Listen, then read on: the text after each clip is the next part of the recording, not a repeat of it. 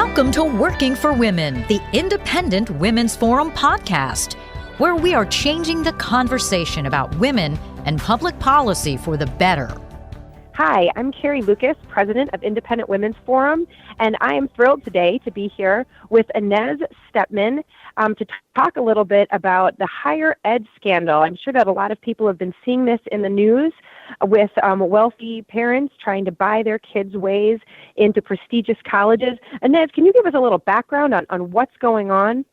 Absolutely. So about 50 both wealthy parents and various officials, school officials, so for example, various coaches and admissions officials have been caught in this massive bribery scandal involving millions of dollars to gain admission for some of these kids that didn't meet the threshold academic or average academic requirements, GPA, SAT, ACT scores, and so on, for a bunch of these elite universities. And it's captured a bunch of the public's attention, I think, as we love to see like a good scandal, right? This involves actresses, it involves, I think, William H. Macy's wife, and all kinds of, there's a Hollywood connection here and a celebrity connection that makes this kind of fun to watch for a lot of people. But I think the real scandal behind this is that we've placed so much emphasis on going to the right four-year university right out of high school that people are willing to pay, for example, $500,000 to have their daughter listed as a fake crew recruit so that she can get into USC, right? That's an absurd level of sort of value to place on a degree that by all accounts seems to be getting, we're not getting what we have been promised by these kinds of degrees, right? We were promised two things by the universities, right, for this big investment that we're all making in them. One is that we're going to turn out wiser citizens, right? We're going to have folks imbued with higher learning, with the classical liberal arts, and they're going to be better citizens. And two is that they're going to have better earning power. They're going to pay more in taxes. They're going to start businesses and hire people. And it turns out that the universities have not really delivered for the last few decades on either one of those promises. Well, yeah, it really is interesting because it seems that it's all these people were paying money to get their kids into these schools. Their kids who apparently didn't have the academic chops to get in on their own. But then nobody was thinking, oh no, once I get my kid in there, they might have trouble getting through college. So I think that is kind of an interesting and telling the missing scandal from this is that there was no concern on the other end.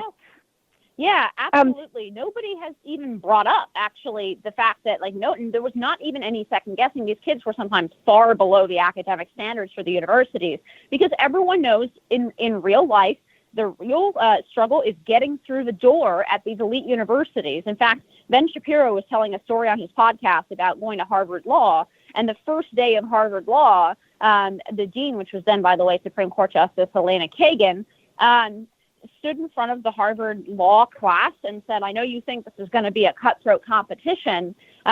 In fact, you're all winners. You're winners just by walking through this door, and you'll all get good jobs and you'll all get powerful jobs in society, right? That's the reality of college, that it's an elite sorting mechanism. Now, look, they're private institutions. I'm a conservative. I'm a limited government person. Look, if private institutions want to sell what is basically an elite sorting degree, a rubber stamp that says you're a member of the elite, and people are willing to pay $50,000, $60,000 a year for it, more power to them. But it's not clear why the taxpayer should be underwriting a lot of these loans and transferring massive amounts of money to these universities if they're not fulfilling any of those promises of the wiser citizens and the earning power that were the purpose of that public investment from people, by the way, 2/3 of which don't have any four-year degree. So we're literally taking from the average taxpayer and underwriting the women's studies degree at Harvard for, somebody, the daughters of the elite. It really, that is, I think, the amazing and most important point in this is that this is something that everyone is paying for, the taxpayers are supporting, and that the government policy really has been creating it as part of the root cause of this. I found it interesting that as the time of all this scandal was cracking, and as you saw some of this incredible bribery from these powerful and wealthy institutions institutions that had been behaving in this corrupt way, you had hearings going on the Hill about trying to crack down or create new regulations on for-profit schools. And these are schools that tend to serve lower income populations, less skilled, or that are much more focused on helping people who have less. They don't have parents who are going to spend $100,000 on their education or are able to bribe their way in.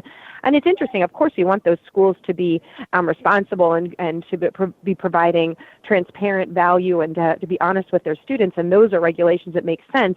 But it's interesting, this idea of trying to crack down on those for-profit universities, which are trying to serve this underserved population. But then here we go. We've really accepted this idea of a system that would just give the green light and throw money, both taxpayer money and then charitable contributions to these officially, these private but publicly supported universities that are often providing no greater value than some of the for-profit universities that are under such scrutiny by the regulators. Absolutely. So as you said, there were hearings to place heavy regulations on for-profit universities because they're engaged in that's how we talk about education in general at the K-12 level, right? Profit bad. Ooh, if it's for profit, it must be exploitative, right? What in the reality is, in the legacy for your universities are those traditional institutions. The word nonprofit really covers a multitude of sins, right? These universities, in some cases, have billions and billions and billions of dollars in endowments. Harvard and Yale have over $30 billion in endowments each. There's not really clear why anybody should pay to get a Harvard and Yale degree when their alumni are donating to this endowment where they could easily send all of their students tuition-free through Harvard and Yale.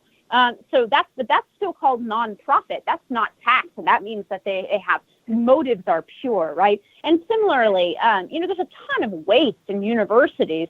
They all have Olympic-sized swimming pools now. They compete in terms of the sort of amenities that they can offer students. Dorm life is a lot nicer than it used to be, and they can underwrite these massive quote-unquote diversity departments, right? Sometimes staffed with dozens or even hundreds of people making generous six-figure salaries. They have money for all of that, and yet they continue to raise tuition year over year because the federal government underwrites student loans. So there's this nice little game going on here. The federal government looks at the average tuition, says, okay, it's $35,000 this year.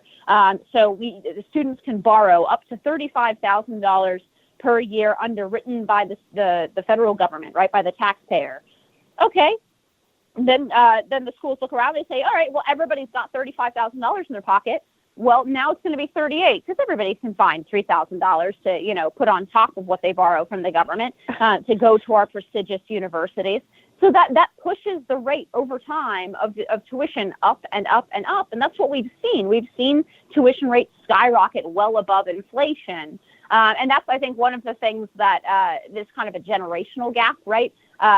When people say work your way through college, if college is $10,000, you can absolutely do that. Maybe if it's even $20,000, you can work part-time or even full-time in college and make that kind of money as even if you're, don't have any other credentials as a just out of high school student. If you're talking $50,000, $60,000 a year, right now you're talking about a middle-class salary for a kid out of high school to be able to quote-unquote work his way through university because university tuition has skyrocketed so far above inflation, in no small part because of taxpayer subsidies. Yeah, well, that's amazing. So what do you think the answer is? Obviously, we're going to be seeing, I'm sure we're going to watch, and there's going to be tremendous media attention on trials or the proceedings of these bribery revelations as they unfold and punishment is meted out. But what do you think it is? What's the solution in terms of changing how we approach higher ed to make it so parents aren't tempted to bribe their way into schools or waste their money at a four-year degree that doesn't provide any real value? Absolutely. And I think one of the solutions is already happening, right? Which is that I think this upcoming generation that's looking at going to university now is looking at the example of the millennials, right?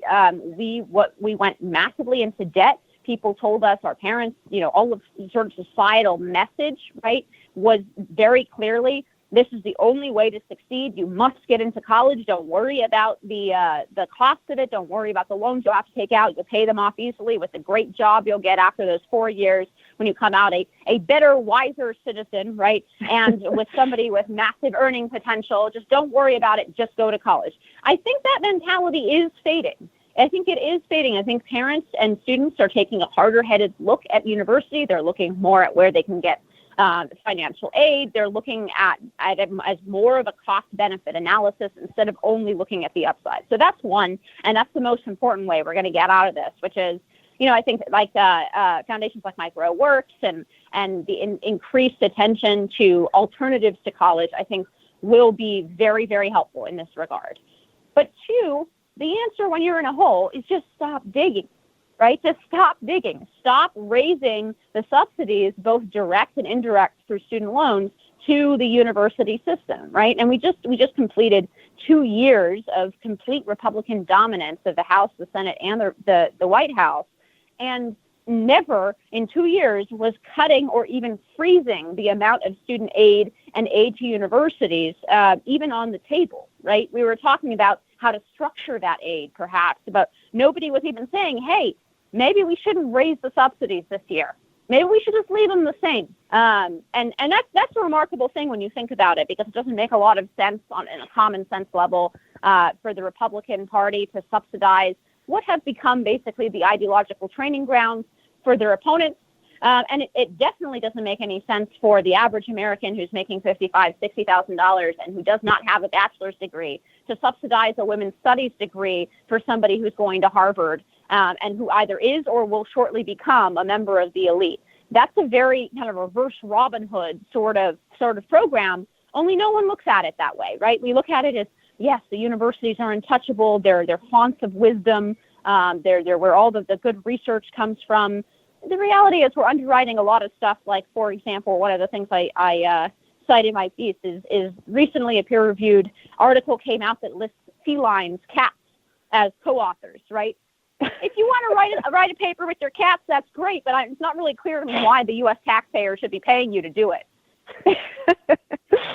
Oh, that's a lovely way to end this conversation. I do think that if it's really in many ways, as much as it's had about a lot of interesting or generated a lot of interest because of the celebrity nature of this scandal, it really is a sad kind of statement about where we are. But hopefully this is a little bit of hitting rock bottom and will encourage some much needed rethinking about how we approach the higher education topic.